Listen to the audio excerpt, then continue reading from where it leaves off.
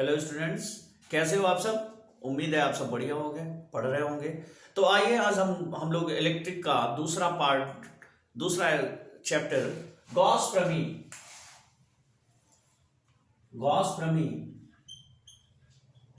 और वैद्युत फ्लक्स, इनको दोहराते हैं।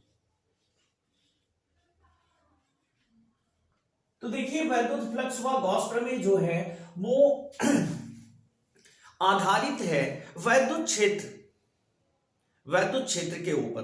तो गॉस प्रमेय मूलतः कहती क्या है और वैद्युत फ्लक्स होता क्या है, इसको समझाने के लिए गॉस ने दो प्रकार के औजार निकाले इन्होंने, और उन औजारों के नाम है क्षेत्रफल वेक्टर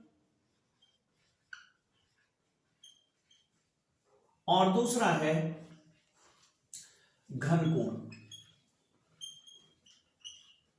देखिए, यहां पर जो गॉस ने अपनी प्रमेय की है, उस प्रमेय में कुछ ऐसे नए शब्द आएंगे जिनको गॉस का टूल कहा जा सकता है, हथियार कहा जा सकता है, जिसकी सहायता से उन्होंने वैद्युत फ्लक्स को समझाने की कोशिश की है।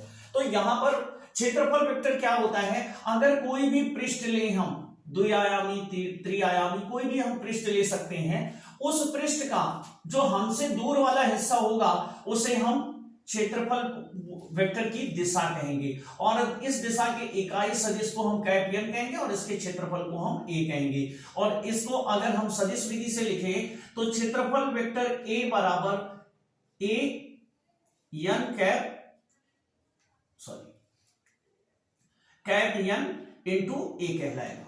ठीक है, ये क्षेत्रफल वेक्टर की जरूरत क्यों पड़ी, ये आगे हम गॉस प्रमेय में समझेंगे कि इसकी जरूरत क्यों पड़ी। लेकिन अगर कोई पृष्ठ है हमारा, तो इस पृष्ठ का हमसे जो दूर वाला हिस्सा होता है, अगर हम कोई कागज लेते हैं, हम एक बुक्स ले लेते हैं अपने हाथ में, तो इस बुक्स के जो सामने वाला हिस्सा है आपकी ओर, ये क्षेत्रफल वेक्टर की दिशा मानी जाएगी, जो पृष्ठ के तल के लंबवत होगी। मतलब ऐसे हमेशा पृष्ठ के तल के लंबवत, बाहर की ओर, हमसे बाहर की ओर, या फिर यूं माने जिधर चार्ज रखा है उस चार्ज से दूसरी ओर।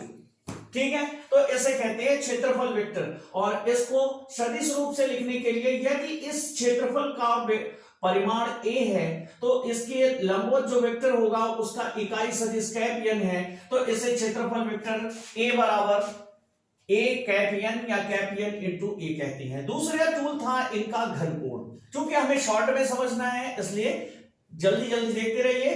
दूसरा टूल है इनका घनकोण। इन्होंने कहा कि अगर कोई गोला लिया जाए, अगर कोई हम गोला लेते हैं, गोला मतलब जैसे फुटबॉल है, वॉलीबॉल है, ऐसा कोई गोला लें और उस गोले के पृष्ठ पर, ये गोला है, इस गोले के पृष्ठ पर, मतलब यहां पर, ये तो पूरा इस तरीके से होगा ना, इस पर कोई ऐसा पृष्ठ ले जो गोल हो इस तरीके से, और इस पृष्ठ को, किनारों को इसके केंद्र से मिलाना शुरू करें ऐसे, तो ये कैसी आकृति हो जाएगी, जैसे कुप्पी होती है, देखा है आपने, या फिर आइसक्रीम खाते हो, इस टाइप की डिजाइन आपको नजर आएगी। अब कल्पना करो कि ये गोला खरबूजा है और इस खरबूजे में से ऐसे तिरछा काट के हम बाहर निकाल ले तो एक कुप्पी निकल के बाहर आएगी, और यहां नुकीला बनेगा, जैसे आपने कोई गोल खूंटा, स्टंप का जो निचला हिस्सा होता है, जो खूंटी जैसा होता है, उसको आप काट करके यहाँ पे जैसे निकाल लिया गया हो, तो ये हिस्सा बचेगा। अब ये जो पृष्ठ आपने लिया, ये पृष्ठ यहां केंद्र पर जितना कोण बनाएगा, इस कोण को कहते हैं घनकोण। यानी किसी भी गोल आकृति के पृष्ठ पर एक छोटा वृत्ताकार पृष्ठ ले ले और इस वृत्ताकार पृष्ठ के किनारों को उस गोले के केंद्र से मिलाएं, तो ये वृत्ताकार पृष्ठ अपने गोले के केंद्र पर जितना कोण अंतरित करता है, इस कोण को हम घनकोण कहते हैं। और इस घनकोण को नापा किसने, उन्होंने इसका मात्रक उन्होंने बनाया स्टेरेडियन। घनकोण का जो मात्रक होता है वो क्या होता है, स्टेरेडियन होता है। ठीक है, अब यहां पर परिभाषित करना था कि भैया एक स्टेरेडियन होता कितना है। ठीक है, तो इसको परिभाषित करने के लिए उन्होंने बताया,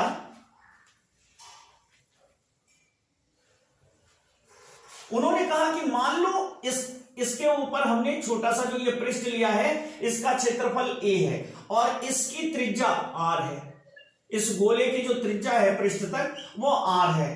तो यदि आप इतना बड़ा क्षेत्रफल इसके पृष्ठ पर लें कि आर स्क्वायर बराबर ए हो, माने त्रिज्या का वर्ग,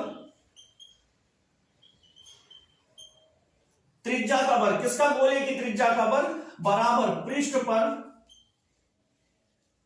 लिया गया क्षेत्रफल। तब इस स्थिति में केंद्र पर इस पृष्ठ द्वारा जो कोण बनेगा, केंद्र पर इस पृष्ठ द्वारा जो कोण बनेगा उस कोण को कहेंगे एक स्टेरेडियन। यह मानक बनाया गया, ठीक है, ये क्या बनाया गया, मानक बनाया गया। कब एक स्टेरेडियन कहलाएगा, जब किसी गोले के पृष्ठ पर इतना बड़ा क्षेत्रफल ले कि उस क्षेत्रफल का मान उस गोले की त्रिज्या के वर्ग के बराबर हो, उस दशा में गोले के पृष्ठ पर लिया गया वह पृष्ठ, वृत्ताकार पृष्ठ, गोले के केंद्र पर जो कोण अंतरित करेगा उसे हम कहेंगे घन कोण। अब इन दो औजारों के साथ गॉस तैयार थे अपनी प्रमेय को समझाने के लिए। तो आइए वैद्युत फ्लक्स को पहले समझ लेते हैं, उसके बाद समझते हैं गॉस प्रमेय क्या कहती है। वैद्युत फ्लक्स को जानने के लिए हमें वैद्युत क्षेत्र के बारे में सोचना होगा। वैद्युत क्षेत्र पिछले चैप्टर में हम लोगों ने पढ़ा था। वैद्युत क्षेत्र क्या होता है, किसी आवेश द्वारा अपने सामने रखे कुछ दूरी पर किसी इकाई आवेश पर जितना बल आरोपित किया जाता है उसे इस आवेश का वैद्युत क्षेत्र कहते हैं। वैद्युत क्षेत्र E बराबर होता है F/Q, ठीक है। इकाई आवेश पर किसी भी आवेश से कुछ दूर रखे किसी दूसरे आवेश के इकाई मान पर यह जितना बल आरोपित करता है उसे वैद्युत क्षेत्र कहते हैं। अब गॉस ने अपने दिमाग में सोचा कि मान लो यहां कोई बिंदु आवेश है, इसको ये खींच रहा है या धकेल रहा है, ठीक है, जैसा भी इस चार्ज की प्रकृति होगी पॉजिटिव या निगेटिव। मान लो ये पॉजिटिव एक पॉइंट चार्ज है, अब ये इसको ढकेल रहा है इस चीज में, तो ये कहलाएगा वैद्युत क्षेत्र E। अब मान लो यहां भी कोई पॉइंट चार्ज रखा हो, ये इससे धकेल रहा हो, ठीक है, इस यहां पे इकाई आवेश को इधर धकेल रहा है, यहां भी इसकी ताकत तो होगी उतनी ही, इस दिशा में रखा है तो इसे भी धकेल रहा है, इस पर भी उतनी ताकत लगा रहा होगा। माने अगर एक गोलाकार आवेश हम ले लेते हैं तो इस गोलाकार आवेश के चाहे जिस दिशा में हम धनावेश को रखेंगे ये कोई ना कोई वैद्युत क्षेत्र लगा रहा होगा उसके ऊपर। तो उन्होंने कल्पना करनी चाहिए कि आखिर ये कितना वैद्युत क्षेत्र निकल रहा होगा। अब ये उनके लिए समस्या थी कि कितना वैद्युत क्षेत्र निकल रहा है, इसको कैसे नापे, कैसे गिने। तो उन्होंने दिमाग लगाया कि अगर इसके सामने एक हम क्षेत्रफल रखें, एक कोई हम पृष्ठ रख दें, इस आवेश के सामने एक पृष्ठ रख दें, तो इससे जितना भी वैद्युत क्षेत्र निकल रहा होगा वो जाएगा तो इसी पृष्ठ से होकर। अगर इस पृष्ठ के प्रत्येक बिंदु से एक वैद्युत क्षेत्र रेखा गुजर रही हो, वैद्युत क्षेत्र रेखा क्या होती है, किसी वैद्युत क्षेत्र की डायरेक्शन को बताने वाली वह काल्पनिक रेखा जो किसी धनावेश के चलने के मार्ग को प्रकट करती है, वैद्युत क्षेत्र रेखा कहलाती है। अर्थात किसी धनावेश के पास आप कोई दूसरा धनावेश रख दें तो ये इसको क्या करेगा, प्रतिकर्षित करेगा। तो प्रतिकर्षण बल एक ही दिशा में लगेगा, जिधर ढकेलता ले जाए वो वैद्युत क्षेत्र कहला है। यहां दूसरा वैद्युत क्षेत्र रेखा कहलाएगी, यहां एक धनावेश रख दो तो इसे इधर ढकेलता ले जाएगा, तो ये वैद्युत क्षेत्र रेखा कहलाएगी। अर्थात किसी भी आवेश, जो भी आवेश होता है वो अपने चारों तरफ वैद्युत क्षेत्र स्थापित करता है। उस वैद्युत क्षेत्र में अगर कोई दूसरा आवेश रखा जाए तो उसको जिस दिशा में ढकेलेगा उस दिशा को अगर उस आवेश के चलने के मार्ग पर रेखा खींच दी जाए तो वह रेखा वैद्युत क्षेत्र रेखा कहलाती है। और प्रत्येक रेखा वैद्युत क्षेत्र को प्रकट कर रही होती है। माने इस रेखा में कितनी ताकत है, E के बराबर। अब उन्होंने निकालना चाहा कि अगर मान लो इस आवेश के सामने एक पृष्ठ रख दें और इस पृष्ठ के प्रत्येक बिंदु से एक वैद्युत क्षेत्र रेखा गुजर रही हो तो इससे कुल कितनी रेखा गुजरेगी, इन रेखाओं की जो संख्या आएगी उसी संख्या को कहते हैं वैद्युत फ्लक्स। अर्थात किसी पृष्ठ से गुजरने वाले कुल वैद्युत क्षेत्र रेखाओं की संख्या की जो माप होती है उसी माप को वैद्युत फ्लक्स कहते हैं, ठीक है। तो इसके लिए उन्होंने प्रावधान दिया कि अगर इसका वैद्युत क्षेत्र E है और इसका क्षेत्रफल A है तो E और A का अगर गुणा कर दें तो वैद्युत क्षेत्र रेखाओं की टोटल संख्या हमें प्राप्त हो जाएगी। और इस टोटल संख्या को नाम दिया उन्होंने वैद्युत फ्लक्स φE, यानी वैद्युत फ्लक्स बराबर वैद्युत क्षेत्र गुणे आवेश के सामने रखे लंबवत पृष्ठ का क्षेत्रफल।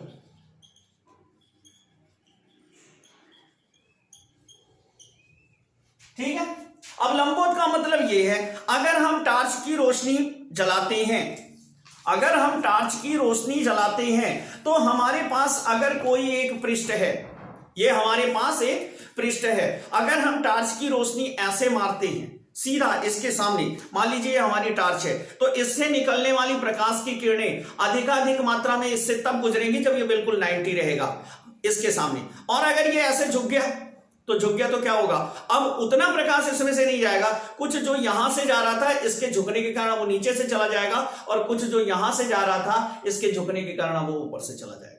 माने अगर इसको बिल्कुल ऐसे फ्लैट कर देते हैं और टार्च जलाते हैं और ये एक पतला सा पृष्ठ है, तो होगा क्या, सारा का सारा प्रकाश कुछ ऊपर से चला जाएगा, कुछ नीचे से चला जाएगा, इस पृष्ठ में से कुछ नहीं जाएगा। तो उन्होंने कहा कि अगर वैद्युत क्षेत्र, मान लो वैद्युत क्षेत्र इधर से इधर को है, जैसे यहां पे एरो से दिखा रहे हैं, वैद्युत क्षेत्र और क्षेत्रफल वेक्टर दोनों की दिशा अगर 0 है, जैसे ये वैद्युत क्षेत्र की रेखा है, ठीक है, ये वैद्युत क्षेत्र आपका चल रहा है और ये हमारा रेड पेन जो है वो क्षेत्रफल वेक्टर को दिखा रहा है, तो दोनों के डायरेक्शन क्या होगी, दोनों के डायरेक्शन सेम है, दोनों इस पृष्ठ के लंबवत हैं, तो इस अवस्था में अधिकाधिक वैद्युत फ्लक्स आप प्राप्त कर सकते हो। मतलब किसी भी आवेश द्वारा अगर आपको वैद्युत फ्लक्स पता करना है तो उस आवेश का क्षेत्र, वैद्युत क्षेत्र आपको मालूम होना चाहिए और उसके सामने रखे हुए पृष्ठ का क्षेत्रफल पता होना चाहिए, बशर्ते पृष्ठ उसके सामने लंबवत रखा हो और इसका जो क्षेत्रफल वेक्टर हो वो वैद्युत क्षेत्र के वेक्टर ए और वैद्युत क्षेत्र वेक्टर ई दोनों समदिश होने चाहिए। तो इसके लिए इन्होंने कहा कि अगर मान लो हमारा पृष्ठ झुका हुआ है, आवेश के सामने हमारा पृष्ठ झुका हुआ है ऐसे, तब इस पृष्ठ का जो क्षेत्रफल वेक्टर होगा वो तो इस डायरेक्शन में होगा अपने पृष्ठ के लंबवत, और जो वैद्युत क्षेत्र रेखा होगी वो इस डायरेक्शन में होगी। इस डायरेक्शन में क्या है, ई है, और इस डायरेक्शन में क्या है, ए है। तो इस अवस्था में ये जो थीटा बन रहा है, ये जो थीटा झुकाव बन रहा है, ये लंब से कितना बन रहा है, अभी ये डायरेक्शन, ये लंब है और इसके डायरेक्शन में ये बन रहा है, ठीक है। मतलब अगर लंबवत होता तो इस पृष्ठ को होना ऐसे चाहिए था, अभी ये है कैसे, अभी इस डायरेक्शन में है, तो ये थीटा झुक गया, माने ये थीटा झुकाव समान है। तो इस अवस्था में इन्होंने कहा कि अगर फाई निकालना हो भाई, तो फाई निकालने के लिए E इंटू इसका आप लंब घटक ले लीजिए a cos थीटा, इसको निकाल लीजिए और या इसे सदिश रूप में लिख दीजिए फाई E बराबर वेक्टर E डॉट A, ठीक है। इस तरीके से आप वैद्युत फ्लक्स निकाल सकते हैं, माने वैद्युत फ्लक्स फाई E बराबर ई ए कॉस थीटा या फाई ई बराबर vector E dot vector A. अब अगर हमें न्यूमेरिकल मिलता है और वेक्टर ई, वेक्टर ए और थीटा के मान पता है या सदिश रूप में वेक्टर ई और वेक्टर ए दिया हुआ है, तो हम उसका अदिश गुणन करके हम वैद्युत फ्लक्स का मान ज्ञात कर सकते हैं। जैसे यहां पे अगर हमें देता है कि वेक्टर ई बराबर 2i plus 4j minus 2k है और वेक्टर ए बराबर 3i प्लस 2j, तो इस दशा में हम फाई डायरेक्टली निकाल लेते हैं 2i plus 4j minus 2k dot 3i plus 2j। अब हम डॉट गुणन करते हैं तो डॉट गुणन में सीधे i का i से गुणा हो जाएगा, j का j से हो जाएगा, और ये इसका कोई पद ही नहीं है यहां पर, तो ये आपका 0 हो जाएगा, क्योंकि यहां पे अगर गुणा करना है तो हम लिखेंगे प्लस 0 की, और 0 से गुणा करने पे 0 हो जाएगा। तो फाई बराबर आएगा 8 6 14।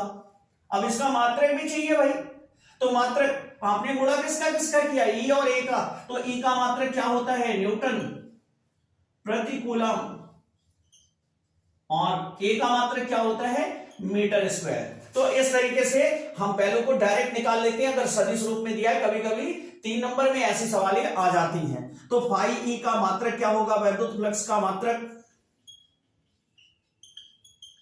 फाई का मात्रक होगा न्यूटन मीटर स्क्वायर प्रति कूलम, और इसकी फाई की विमा क्या होगी, फाई की विमा होगी ml3 t की पावर -3 a की पावर -1। ठीक है। अतः वैद्युत फ्लक्स वह राशि है जो किसी आवेश के वैद्युत क्षेत्र और आवेश के सामने रखे हुए पृष्ठ के क्षेत्रफल के गुणनफल के परिणाम स्वरूप प्राप्त होती है।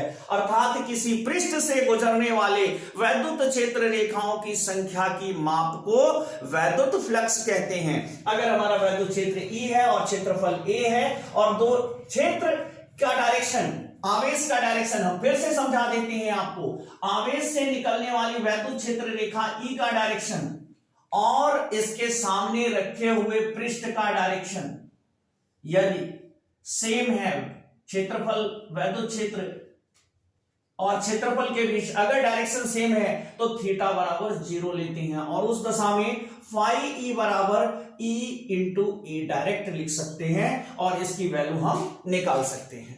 तो आइए अब इनको हमने समझ लिया, अब हम समझते हैं गॉस प्रमेय को। तो गॉस ने जो मूल चीजें कही, गॉस ने कहा मान लीजिए कोई चार्ज रखा हुआ है और इसके सामने एक पृष्ठ ऐसे, ये जरूरी तो नहीं है पृष्ठ लंबवत हो और इससे निकलने वाली क्षेत्र रेखा यहां तक पहुंच रही है। तो उन्होंने कहा कि हो सकता है पृष्ठ टेढ़ा मेढ़ा हो, कोई दिक्कत नहीं है, पृष्ठ बिल्कुल समतल नहीं होना चाहिए। आप पृष्ठ में एक बहुत छोटा सा क्षेत्रफल ले लो, बहुत ही छोटा सा क्षेत्रफल, और ये क्षेत्रफल डीए हो, अति सूक्ष्म क्षेत्रफल डीए हो। तो ये नॉर्मली इसके जैसे पृथ्वी गोल है लेकिन उसके बाद भी हमें समतल दिखाई देती है, तो अगर पूरे पृष्ठ की तुलना में आप इसे बहुत छोटा लेंगे तो इसका जो क्षेत्रफल वेक्टर होगा वो, और जो यहां पर वैद्युत क्षेत्र वेक्टर है वो दोनों लगभग उससे समान ही गुजरेंगे। अगर ये डीए है और ये ई है तो दोनों के बीच जो डायरेक्शन है, जो दिशा है, वो लगभग समान होगी। ठीक है। तो इस तरीके से अगर आपको फाई ई निकालना है तो फाई ई यहां पर अति सूक्ष्म फ्लक्स भी निकलेगा। जब बहुत ही छोटे क्षेत्रफल से आप गुजरने वाला फ्लक्स निकालेंगे तो डी फाई ई चूंकि बहुत ही छोटा है यहां पर पृष्ठ हमारा, तो ये हो जाएगा vector E dot D A. ठीक है। तो फिर पूरे पृष्ठ से, तो उन्होंने कहा कि भाई इसे छोटे छोटे पृष्ठों में बटा हुआ मान लो, अनेक हजारों छोटे छोटे पृष्ठों में बटा हुआ मान लो, और हर पृष्ठ से ईडीए निकलता रहेगा और छोटा छोटा पृष्ठ इसके कहीं ना कहीं लंबवत होगा। पूरे को एक साथ लोगे तो हर स्थान पे लंबवत नहीं मिलेगा, लेकिन इसके चारों अगर एक छोटे से पृष्ठ से निकालें तो वो लंबवत होगा। तो इसका अगर हम इंटीग्रेशन करें संपूर्ण पृष्ठ, अब ये पृष्ठ कैसा है ये इस पर निर्भर करेगा कि आपकी डीए की वैल्यू कितनी आएगी। तो संपूर्ण फ्लक्स जो होगा फाई इक्वल इंटीग्रेशन, और इन्होंने यहां पे एरियल इंटीग्रेशन लिखा, माने क्षेत्रीय समाकल, पृष्ठ का क्षेत्रीय समाकल बराबर वेक्टर ई डॉट डी। ये इन्होंने वैद्युत फ्लक्स की गणना करने के लिए यह तरीका सुझाया। ठीक है। अर्थात किसी पृष्ठ से गुजरने वाला फ्लक्स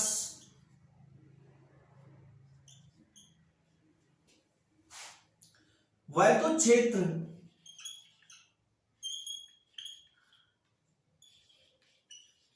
व क्षेत्रफल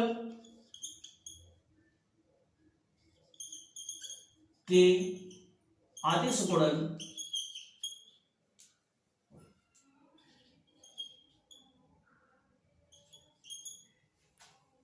वैद्युत क्षेत्र व क्षेत्रफल के क्षेत्रीय समाकल, क्षेत्रफल के क्षेत्रीय समाकल के अदिश गुणन के बराबर होता है।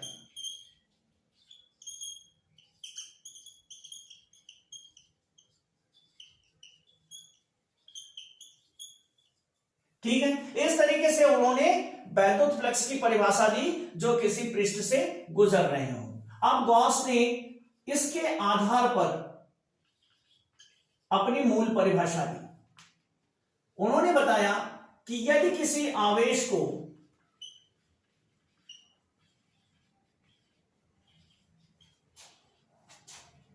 एक बंद पृष्ठ में रखा जाए, तब पृष्ठ से गुजरने वाला कुल फ्लक्स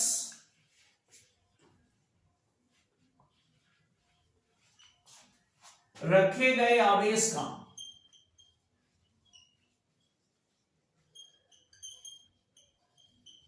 क्यों रखे गए आवेश का 1/ε0 गुना होता है। अब ये क्या है, तो आइए समझते हैं ये क्या है। ठीक है,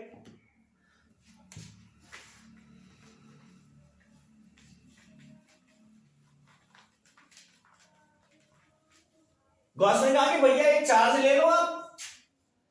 अब अभी तक हाय तौबा मची हुई है कि चार्ज के एक तरफ पृष्ठ खड़ा कर दो और इस पृष्ठ से जितना निकलेगा तो इसके और पृष्ठ के क्षेत्रफल का गुणा कर लो तो इस पृष्ठ से गुजरने वाला वैद्युत फ्लक्स निकल आएगा। इधर पृष्ठ लगा दो तो इससे गुजरने वाला निकल आएगा। अरे उन्होंने कहा भाई पूरा बताओ कितना निकलेगा, ये आप टुकड़े टुकड़े में क्यों बता रहे हो, इधर इधर पृष्ठ लगा दो।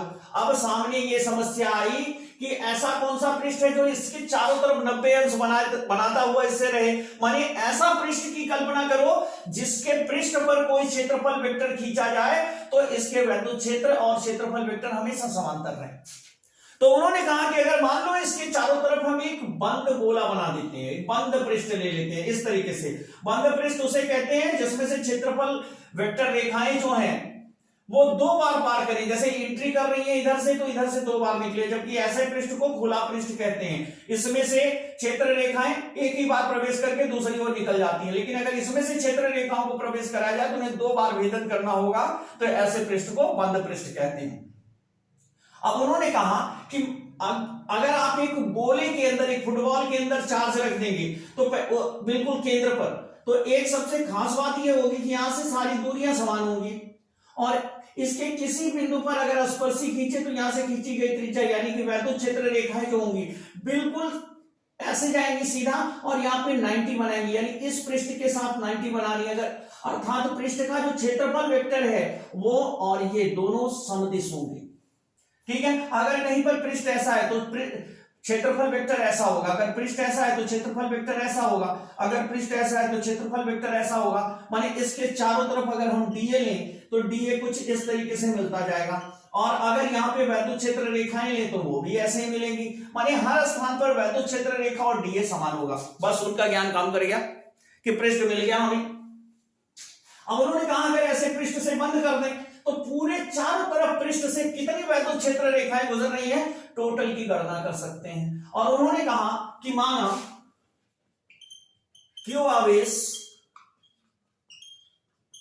एक आर त्रिज्या की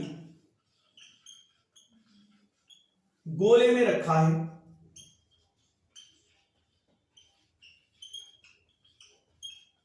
ठीक है, गोले में रखा है।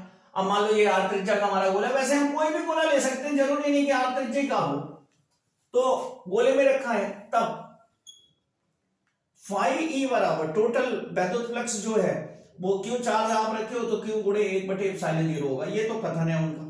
अब इसे हमें प्रूव करके दिखाने भैया इससे होता है, तो चलो हम दिखाते हैं। यहां लिखते हैं चूंकि हम जानते हैं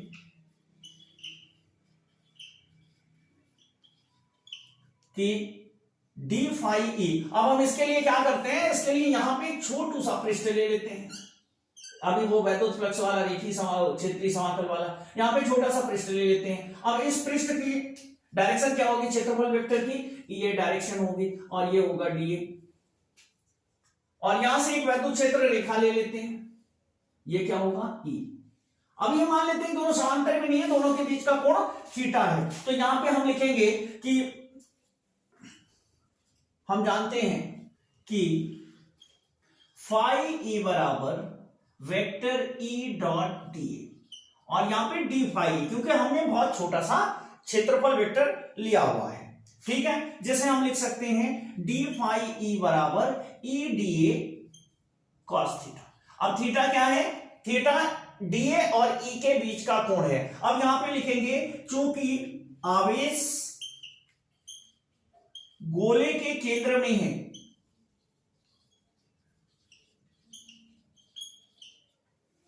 अतः ई व डीए के मध्य कोण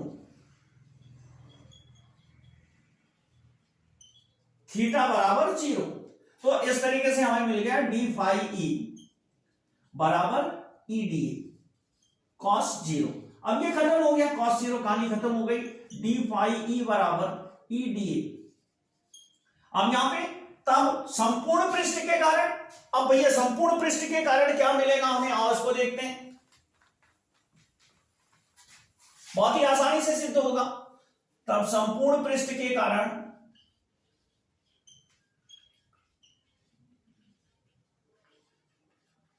वैद्युत फ्लक्स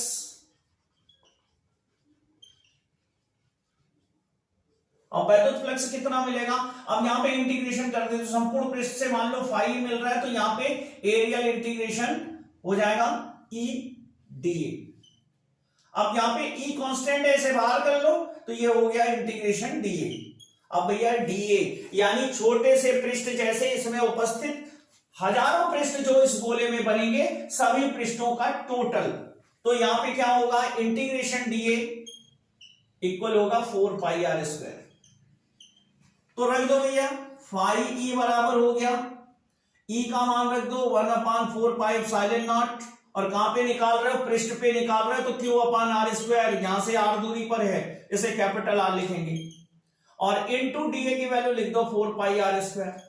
लो भैया निपट गया, 4 पाई से 4 पाई, आर स्क्वायर से आर स्क्वायर। अच्छा अच्छा ने बता दिया कि फाई बराबर क्यू अपान एप्सिलॉन 0। लो मिल गया, माने तो गुजरने वाला टोटल फ्लक्स जितना रखोगे उसका 1/एप्सिलॉन 0 गुना आपको प्राप्त होगा।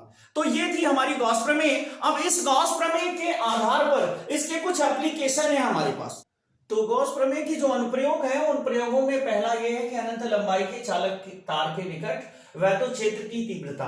तो मतलब गॉस प्रमेय से ये पता चला, जैसे जब कूलाम ने बताया था, तो कूलाम ने बताया कि एक बिंदु आवेश कहीं पे रखा हुआ है और इस बिंदु आवेश के कारण किसी बिंदु पर वैद्युत क्षेत्र की तीव्रता हम निकालते थे, तो E बराबर 1/4 pi epsilon naught Q upon R square, ये वैद्युत क्षेत्र की तीव्रता होती है। और ठीक भी हम निकाल भी रहे थे, लेकिन समस्या यहां पर ये हो गई कि ये जो आवेश है यहां पर एक बिंदु पर है, यहां पे क्या है, आवेश फैला हुआ, ठीक है।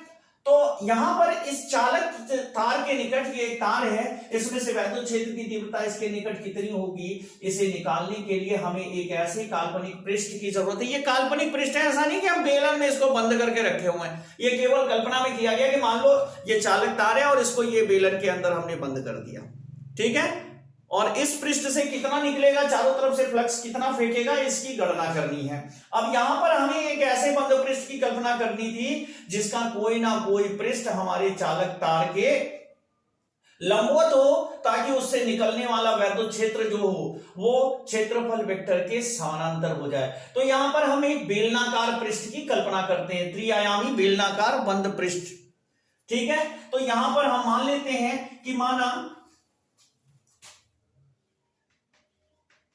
एक चालक तार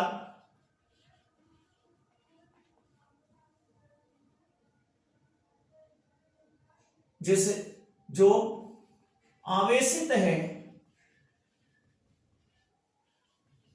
कि यन लंबाई को क्यू आवेश दिया गया है, तब रेखीय आवेश घनत्व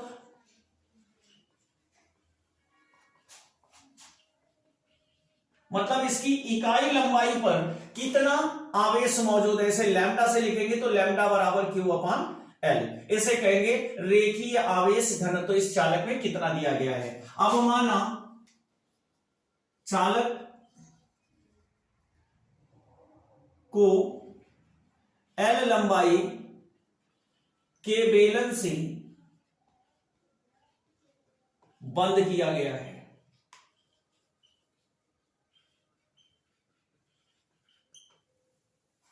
वक्रीय पृष्ठ पर,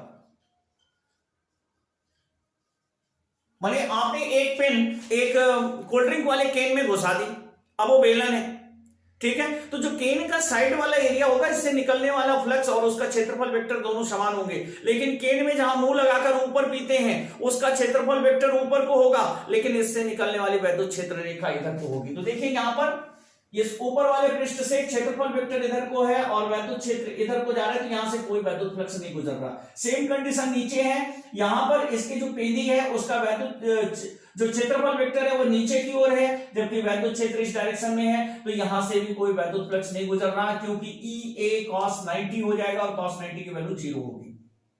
अब इस बेलन के ऊपर कहीं पर भी इधर इधर इधर सामने पीछे कहीं भी एक छोटा सा पृष्ठ डीए ले लें और यहां पर देखें तो जो डीए का क्षेत्रफल वेक्टर है और यहां पर जो वैद्युत क्षेत्र है दोनों समान डायरेक्शन में है, इनके बीच जो कोण है वो 0 है, ठीक है। तो वक्री पृष्ठ पर एक क्षेत्रफल, एक सूक्ष्म क्षेत्रफल डीए लेते हैं, जहां वैद्युत क्षेत्र मान लेते हैं कि कितना है, E है, इसी का मान निकालना है। तब डी फाई ई इक्वल क्या होता है, वेक्टर E डॉट dl। अब यहां पे चूंकि थीटा बराबर 0 डिग्री है हमारे पास वक्री पृष्ठ पर, इसलिए डी फाई बराबर हो जाएगा E, यहां पे D sorry E dA cos 0। अब यहां पे डी फाई ई बराबर E dA। अब संपूर्ण पृष्ठ, अतः संपूर्ण वक्री पृष्ठ से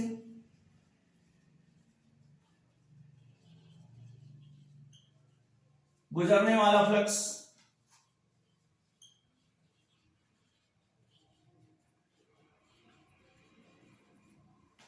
कितना हो जाएगा, फाई ई। तो अब यहां पे हम मानते हैं कि ऐसे बहुत सारे छोटे छोटे पृष्ठ हैं, तो ये हो जाएगा इंटीग्रेशन, एरियल इंटीग्रेशन होगा, या इसे गॉसियन इंटीग्रेशन ऐसे लिखते हैं, बंद कर दिए पृष्ठ से, एक बंद पृष्ठ से, और ये हो जाएगा ई डी ए। अब यहां पे फाई बराबर हो जाएगा ई इंटू डी ए। अब डी ए का क्या होगा, यहां पे अगर किसी पृष्ठ और पृष्ठ कैसा है, बेलनाकार है, तो ये क्या हो जाएगा 2 पाई आर एल,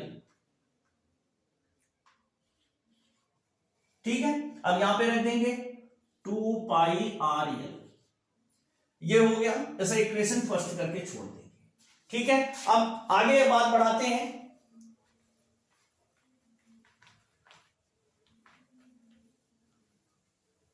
अब आगे क्या है हमारे पास, ये भी हटा दें यहां से। अब हम कह सकते हैं कि गॉस के अनुसार, कि भैया गॉस तो क्या कहते क्या कि जो कुल फ्लक्स होता है वो होता है Q अपान एप्सिलॉन 0 होना।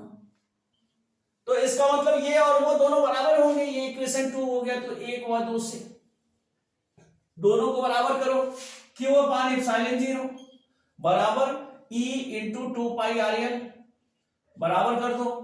अब यहां पे Q का मान रख दो भैया लैम्डा एल।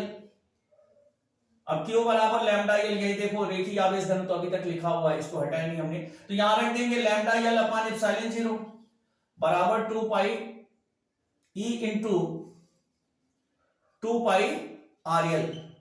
अब E बराबर क्या हो जाएगा, ये पहले तो यल से यल निपटा दो। अब E बराबर हो जाएगा, देखो हमने लैम्डा निपटा दिया, यहां पे यल से यल निपट गया, तो E बराबर क्या हुआ, lambda upon 2 pi epsilon naught R, ठीक है। अब इसको थोड़ा सा और चेंज कर दें, तो E बराबर क्या निकल के आएगा, E बराबर आएगा 2 lambda upon 4 pi epsilon naught R, और इसे और बढ़िया ढंग से लिख सकते हैं, वेक्टर E बराबर 1 upon 4 pi epsilon naught 2 lambda upon R into cap R. ये हो गया सदिश विधि से, और ये है हमारा अदिश विधि से। इस तरीके से किसी चालक तार के निकट वैद्युत क्षेत्र की तीव्रता का सूत्र क्या होता है हम इस तरीके से बता सकते हैं। इतना न्यूटन प्रति कूलम, वैद्युत क्षेत्र का मात्रक तो वही रहेगा। अब इसका एक और बहुत अहम एप्लीकेशन है, बहुत अहम अनुप्रयोग है, आओ उसको भी देख लेते हैं। तो अगला अनुप्रयोग, आवेशित अचालक चादर के निकट वैद्युत क्षेत्र की तीव्रता। तो यहां पर एक आवेशित अचालक चादर है। अचालक चादर उसे कहते हैं जिसे आवेश देंगे तो आवेश उसके पृष्ठ पर नहीं जाएगा बल्कि संपूर्ण क्षेत्रफल में फैलेगा। माने आवेश उसके पृष्ठों पर नहीं बल्कि समान रूप से सर्वत्र विद्यमान होगा। उसके किसी भी बिंदु पर आप चार्ज को चेक करेंगे तो आवेश की मात्रा पूरी तरह से वितरित होगी पूरे क्षेत्रफल में। अब यहां पर इस चालक चादर के निकट हमें वैद्युत क्षेत्र की तीव्रता निकालनी है कि कितनी होगी। तो ये आवेशित है तो दोनों और इसके क्षेत्र होगा ना। अब भाई एक चालक चादर आपने ले ली, चादर यहां पे रखी, उसमें आवेश है तो इधर से भी वैद्युत क्षेत्र निकल रहा होगा, इधर भी निकल रहा होगा। उसके चाहे दाहिनी ओर से ले आए चाहे बाईं ओर से ले आए, कोई धन आवेश तो वो दोनों पे बल लगाएगा, दोनों पे दूर भगाएगा। और चूंकि आवेश यहां पे छितराया हुआ है, अभी तक क्या था कूलाम के लॉ में आवेश एक ही बिंदु पर होता था, आवेश एक ही स्थान पर होता था, तब वैद्युत क्षेत्र निकालना आसान था उससे आर दूरी पर। लेकिन यहां पर क्या है, आवेश पूरा बिखरा हुआ है। तो यहां पर मानेंगे कि माना ए क्षेत्रफल की, माना अभी एरिया नहीं लेंगे, एक अचालक चादर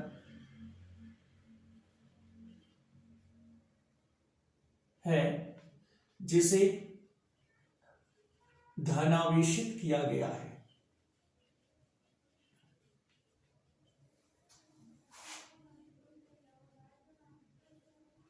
चादर पर सर्वत्र आवेश समान है क्योंकि अचालक है, अतः चालक के ए क्षेत्रफल में वितरित आवेश यदि Q हो तो रेखीय पृष्ठीय आवेश घनत्व, पृष्ठीय आवेश घनत्व, अपृष्ठीय आवेश घनत्व क्या होगा, सिग्मा बराबर Q अपान ए। माने अब यहां पे हम कल्पना करते हैं कि इसमें हम एक ए क्षेत्रफल ले लेते हैं, यहां पे वृत्ताकार क्षेत्रफल ले लेते हैं ए, और इस क्षेत्रफल में कितना आवेश बंद करते हैं हम Q। तो ये वृत्ताकार क्षेत्रफल कैसे लेते हैं, हम मानते हैं जैसे पृष्ठ में हमने एक बेलन डाल दिया आर पार, तो ए क्षेत्रफल जो है वो बेलन के अंदर चला जाएगा। मान लो बेलन स्टील का है, धारदार है, तो इसमें छेद करता हुआ गुजर जाएगा, और इसके बीच का ये जो ए क्षेत्रफल है, ये ए क्षेत्रफल में कुल बंद किया गया आवेश Q है। अब इस आवेश के कारण इस दिशा में भी वैद्युत फ्लक्स वितरित होगा और उस दिशा में भी वैद्युत फ्लक्स जाएगा। तो यहां पर अगर इसके मुंह पर, ये बेलन के मुंह पर अगर हम छोटा सा क्षेत्रफल लें यहाँ पे, तो इसका क्षेत्रफल वेक्टर इस डायरेक्शन में होगा, और अगर इस मुंह पर लें तो इसका क्षेत्रफल वेक्टर इस डायरेक्शन में होगा। यहां पर देखो ई की डायरेक्शन, क्षेत्रफल वेक्टर ई की डायरेक्शन और क्षेत्रफल वेक्टर दोनों सदिश हैं, ठीक है। तब और यहां पर एक चीज और लिखेंगे, किसी आवेशित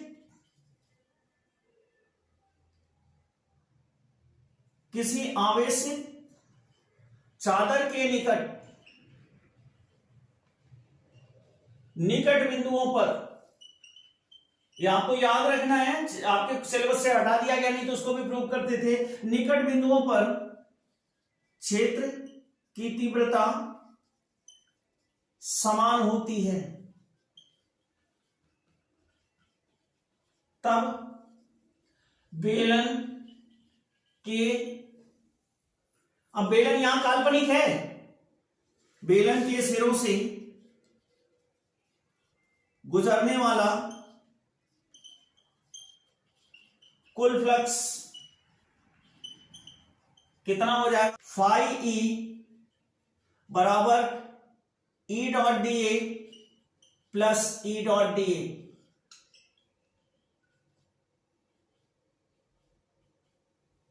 ठीक है, अब यहां पे इसे डी फाई ई कर लेंगे, तो इंटीग्रेशन डी फाई ई बराबर, अब यहां पे E2 भी E है, क्योंकि क्षेत्र तो समान है, बराबर है, पहले बता चुके हैं, और E1 भी E है, तो यहां पे हो जाएगा 2 integration vector E dot dA।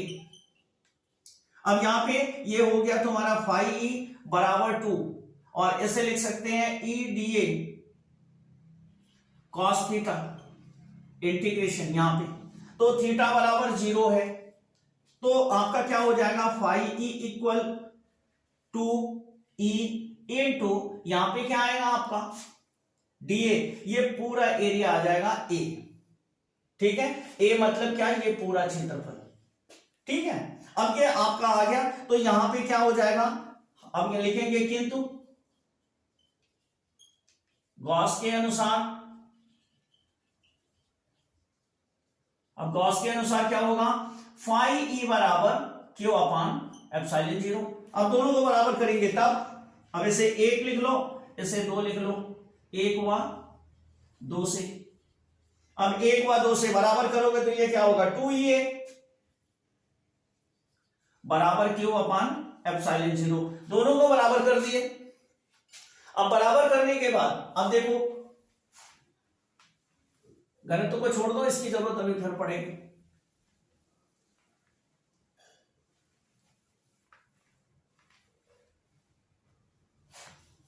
अब यहां पे हो जाएगा 2EA इक्वल, अब यहां पे Q का मान क्या रख सकते हैं, सिग्मा ए अपान एप्सिलॉन 0, तो ये कैंसिल हो गया ये से, तो E बराबर आया सिग्मा अपान 2 एप्सिलॉन 0, अर्थात इसके किसी बिंदु से इधर से कितना गुजर रहा है वैद्युत क्षेत्र, सिग्मा अपान 2 एप्सिलॉन 0, इधर से कितना गुजर रहा है, सिग्मा अपान 2 एप्सिलॉन 0, माने प्रत्येक इसके इधर और उधर हर बिंदु से कितना वैद्युत क्षेत्र जा रहा है, सिग्मा अपान 2 एप्सिलॉन 0, आवेशित चालक चादर के निकट वैद्युत क्षेत्र की तीव्रता, ठीक है। तो आओ अगला एप्लीकेशन जल्दी से देखते हैं।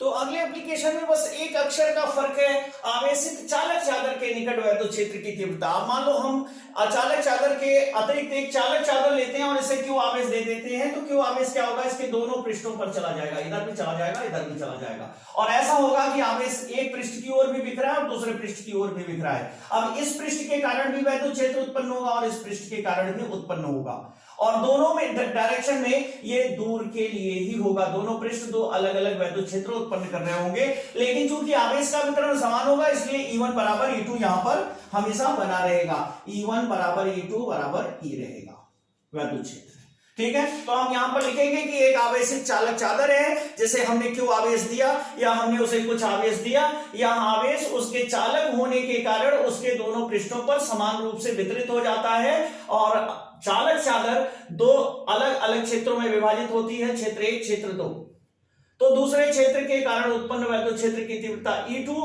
और पहले क्षेत्र के कारण उत्पन्न वैद्युत क्षेत्र की तीव्रता E1। तो चालक चादर के निकट बिंदु P पर कुल तीव्रता हो जाएगी E बराबर E1 प्लस E2। तो यहां पर क्या होगा, ये E1 कितना है, सिग्मा अपान 2 एप्सिलॉन 0 प्लस सिग्मा अपान 2 एप्सिलॉन 0, तो ये क्या हो जाएगा 2 सिग्मा अपान 2 एप्सिलॉन 0, और यहां 2 से 2 कट गया, तो E बराबर आया सिग्मा अपान एप्सिलॉन 0, मतलब जिसके दो पृष्ठ आवेशित हैं उसका सिग्मा अपान एप्सिलॉन 0 होगा, और जिसका एक जो संपूर्ण क्षेत्र में फैला हुआ है, संपूर्ण क्षेत्रफल में फैला हुआ है, वहां क्या होगा सिग्मा अपान 2 एप्सिलॉन 0। तो इसी के साथ एक लास्ट एप्लीकेशन और देख लेते हैं। तो अंतिम एप्लीकेशन है, दो समान घनत्व की आवेशित धनावेशित और ऋणावेशित अचालक चादर हैं, तो इनके बीच में और इनके किनारों पर क्या होगा। तो देखो बेटा क्या होगा, E1 और E2 समान होंगे यहां भी और यहां भी, लेकिन यहां पर अगर एक धनावेश को रखते हैं तो ये धनावेश उसे ढकेलेगा, तो ये पहली चादर के कारण जो धनावेशित है वैद्युत क्षेत्र की तीव्रता दूसरी चादर की ओर होगी, और दूसरी चादर जो ऋणावेशित है उसके कारण भी वैद्युत क्षेत्र की तीव्रता उतनी ही उत्पन्न होगी, लेकिन वह इस धनावेश को अपनी ओर खींचेगा, अर्थात बिंदु P पर इस बिंदु पर वैद्युत क्षेत्र की तीव्रताएं जुड़ जाएंगी। और यहां अगर बाहर इधर या इधर लेते हैं तो E1 की डायरेक्शन, E1 धनावेश के कारण है बाहर की ओर होगी, दूर की ओर, और E2 की डायरेक्शन अंदर की ओर होगी, इसलिए यहां पर वैद्युत क्षेत्र की तीव्रता 0 होगी।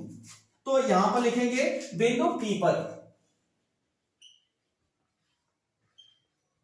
E बराबर E1 प्लस E2 और यहां पे होगा सिग्मा अपान 2 एप्सिलॉन 0 प्लस सिग्मा अपान 2 एप्सिलॉन 0 और बराबर सिग्मा अपान एप्सिलॉन 0। 2 से 2 कट कैंसिल हो जाएगा और बिंदु P डैश पर E1 माइनस E2 बराबर सिग्मा अपान 2 एप्सिलॉन 0 माइनस सिग्मा अपान 2 एप्सिलॉन 0 और इस तरीके से कैंसिल होकर के हो जाएगा 0। तो बेटा इसी में छुपे हैं हमारे 5 नंबर के राज, जिसमें पहला और दूसरा डेरिवेशन अति महत्वपूर्ण है, यानी गॉस प्रमेय और अचालक चादर के निकट या फिर किसी अनंत लंबाई के चालक तार के निकट वैद्युत क्षेत्र की तीव्रता। आइए इसके कुछ न्यूमेरिकल्स देख करके इस चैप्टर को आज खत्म करते हैं। तो चलिए आंकिक में देखते हैं। आंकिक क्वेश्चन यहां से कम ही पूछे जाते हैं, फिर भी हम हर मॉडल के क्वेश्चन आप तक पहुंचा रहे हैं। तो पहला क्वेश्चन है 17.7 पिको कूलम, Q बराबर 17.7 पिको कूलम। पिको कूलम आवेश नहीं रखा हुआ है तो इसे लिख सकते हैं Q बराबर 17.7 × 10⁻12 कूलम का ये आवेश है और ये 10 सेंटीमीटर भुजा वाले घन माने A बराबर 10 सेंटीमीटर का घन है जिसके केंद्र पर रखा है। तो फलक से गुजरने वाला फ्लक्स फाई कितना होगा ये आपको बताने वाली, ये घन है। अब इस घन के एक फलक से कितना निकल रहा है तो टोटल कितना निकलेगा भैया, गॉस प्रमेय से निकाल लो। फाई ई इक्वल होगा Q अपान एप्सिलॉन 0। अब यहां पे क्या हो जाएगा, Q का मान है 17.7 गुणे 10⁻12 बटे 8.85 गुणे 10⁻12। ठीक है, चलो भैया इनको निपटा दो। अब यहां पे दशमलव हटाओ तो दशमलव हटाओगे तो ये 2 बार आ जाएगा, यानी यहां पे क्या आ गया 2 न्यूटन मीटर स्क्वायर प्रति कूलम। तो 6 फलक होते हैं ना, तो घन के एक फलक से, ये क्या था संपूर्ण घन का पाई ई था, ये घन के एक फलक से, तो एक फलक से कितना होगा 2/6 बराबर 1/3 न्यूटन मीटर स्क्वायर प्रति कूलम, इतना फ्लक्स गुजरेगा। अब आपको घन कहे, गोला कहे, कोई भी आकृति कहे, घनाभ कहे कि उसमें बंद किया गया है, कुल कितना फ्लक्स निकलेगा, तो अब आपको इससे मतलब ही नहीं किसमें रखा है, उसकी त्रिज्या क्या है, उसका व्यास क्या है, कोई मतलब नहीं है, उससे कुल कितना निकल रहा है। तो हमें पता है चार्ज को एप्सिलॉन 0 से भाग दे दो भैया, पता चल जाएगा कि कितना गुजर रहा है। ऐसे सवाल अक्सर फंसाएंगे, आप फलक में फंस जाएंगे, आप क्षेत्रफल में फंस जाएंगे, आप आयतन में फंस जाएंगे। ऐसा कुछ भी नहीं करना है, उससे कुछ लेने देना नहीं है, वो सिर्फ ये बता रहे हैं कि हमारी दीवारों से कितना निकल रहा है। ठीक है, तो अब ऐसे दे सकता है कि एक गोले में रखा हुआ है, गोले के इतने पृष्ठ से कितना गुजर रहा है, कि स्पेशल क्षेत्रफल दे देगा, तो उतने क्षेत्रफल से आप डिवाइड कर दीजिए।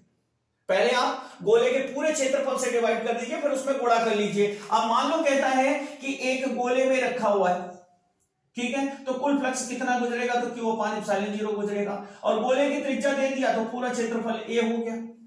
ठीक है, तो पूरे क्षेत्रफल A से इसको भाग दे दीजिए, इकाई क्षेत्रफल का आ गया। मान लो कहता है कि इसमें x क्षेत्रफल से कितना गुजरेगा, तो इसे डिवाइड करके x से गुणा कर दीजिए, पता चल जाएगा कितना गुजरेगा। तो आइए अगले सवाल देखते हैं। तो बच्चों दूसरा सवाल है कि 5i plus 10j, 5i plus 10j एक वैद्युत क्षेत्र है हमारा, और ये है न्यूटन प्रति कूलम।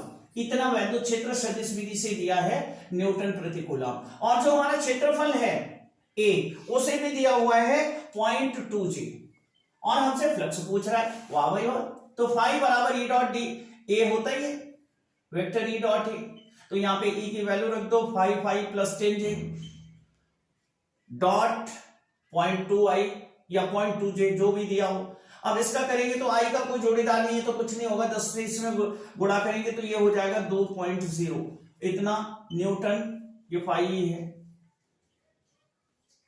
प्रति कूलम इनटू मीटर स्क्वायर।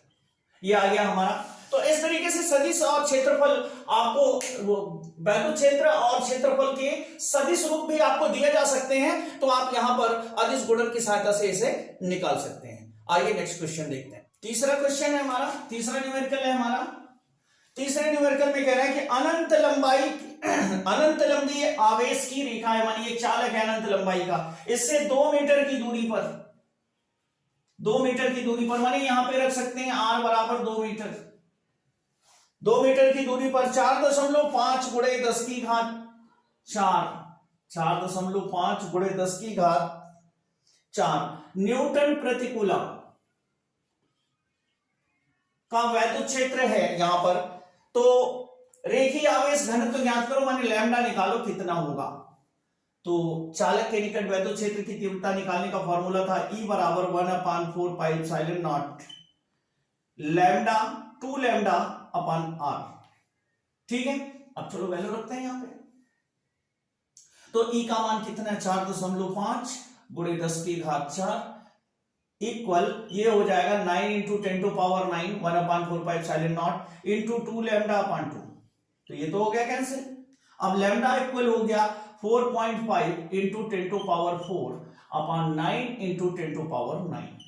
इसको लिख सकते हैं 45 गुणे 10 की घात 5 3 बटे 9 गुणे 10 की घात 9। तो ये 9 × 5 45 हो गया, बराबर आगे लिख सकते हो 5 गुणे 10 की घात -6, यहां से ऊपर जाएगा और ये हो गया इतना। यहां पे आवेश घनत्व तो पूछा है, रेखीय आवेश घनत्व, तो इसे लिखेंगे कूलाम प्रति मीटर, यहां इसे लिखेंगे 5 माइक्रो कूलाम प्रति मीटर।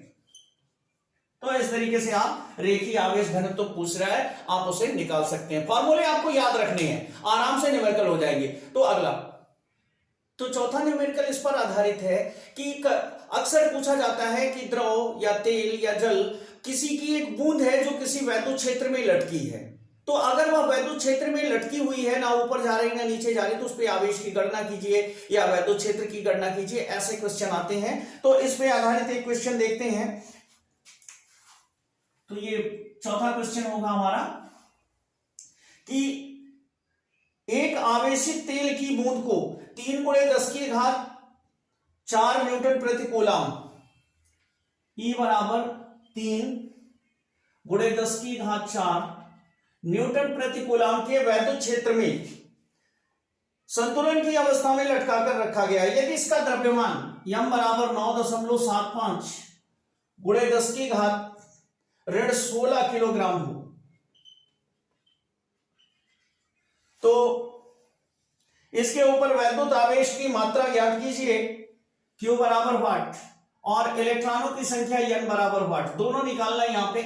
तो हम जानते हैं कि यदि किसी वैद्युत क्षेत्र में कोई बूंद लटकी हुई है, ये प्लेट है हमारी आवेशित है और इसके नीचे ये मार्कर की ढक्कन बूंद के रूप में नीचे लटकी है, तो इसका मतलब इसका भार mg से नीचे की ओर खींच रहा है। किसी प्लेट, अगर कोई प्लेट ऐसी है धनावेशित है, मान लो एक बूंद है ये ऋणावेशित है, ये यहां लटकी हुई है, तो इसका भार mg से नीचे खींच रहा है, इसे हम कहते हैं गुरुत्वीय बल Fg, और इसका वैद्युत क्षेत्र इसे ऊपर खींच रहा है। ठीक है, और यहां पे जो फोर्स लग रहा है उसे कहते हैं Fe और ये होता है EQ के बराबर। तो यहां पर हम बराबर करें Fe बराबर Fg या EQ बराबर mg।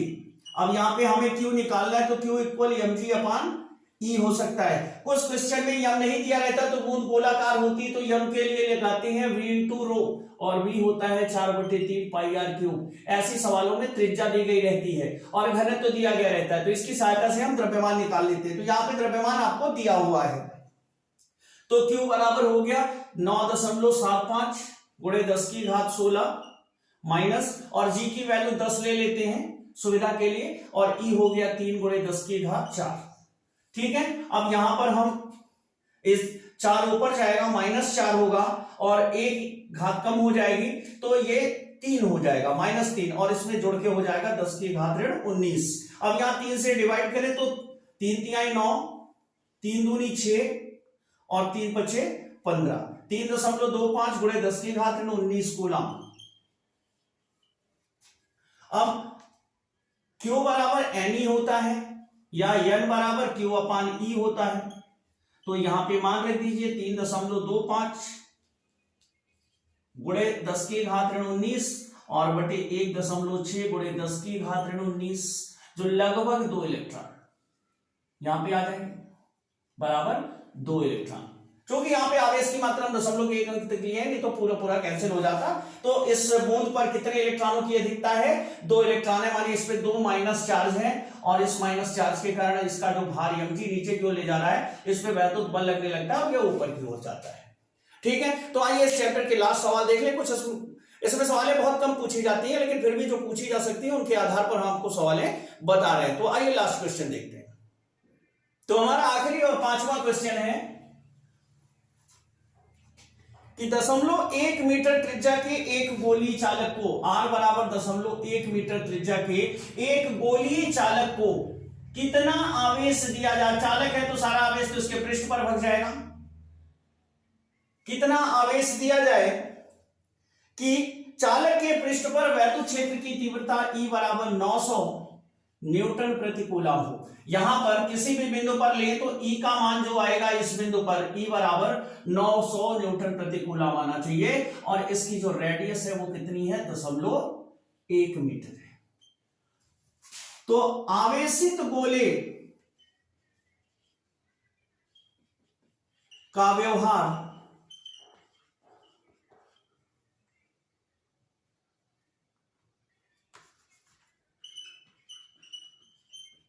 बिंदु आवेश की भांति होता है।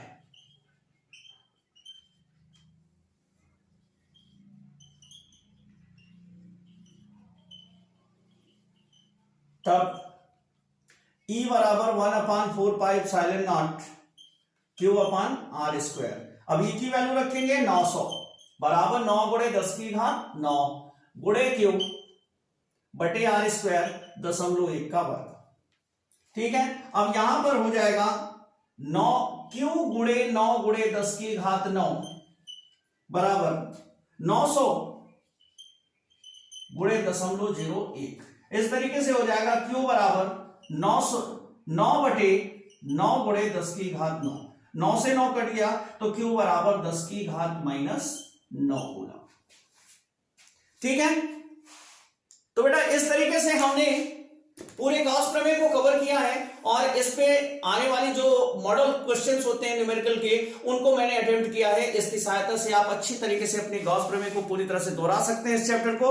तो ठीक है, पढ़ते रहिए, आगे बढ़ते रहिए। मिलते हैं कल आपसे नेक्स्ट वीडियो में। और हाँ, चैनल को सब्सक्राइब करना मत भूलिएगा।